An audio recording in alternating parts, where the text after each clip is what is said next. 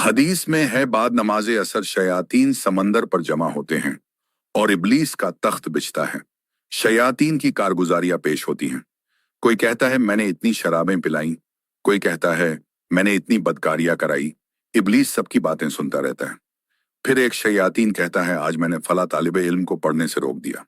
ये सुनते ही इब्लीस तख्त पर उछल पड़ा और उसको गले लगाकर कहा तूने बहुत अच्छा काम किया है। दूसरे शयातीन ये कैफियत देखकर जल गए कि उन्होंने इतने बड़े बड़े काम किए और उसको इतनी शाबाशी दी कि गले लगा लिया। इब्लीस उनसे बोला तुम्हें नहीं मालूम जो कुछ तुमने किया सब उसी का सदका है। अगर इल्म होता तो वह गुनाह ना करते। शयातीन से इब्लीस बोला बताओ वह कौन सी जगह है जहां सबसे बड़ा आबिद रहता है मगर वह आलिम ना हो, एक आलिम भी रहता हो। शयातीन ने एक मकाम का नाम लिया।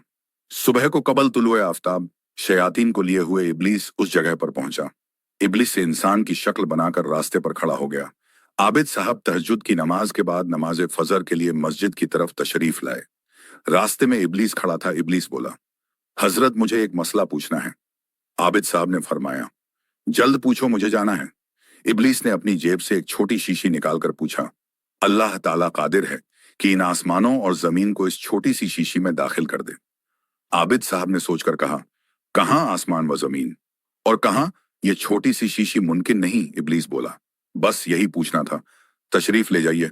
फिर इब्लीस ने शयातीन से कहा देखो मैंने उसको गुमराह कर दिया। उस आबिद को अल्लाह की कुदरत ही पर ईमान नहीं। इबादत किस काम की। तुलुए आफ्ताब के करीब आलिम साहब जल्दी करते हुए तशरीफ लाए। इब्लीस ने कहा हजरत मुझे एक मसला पूछना है। उन्होंने फरमाया जल्दी पूछो, नमाज का वक्त कम है।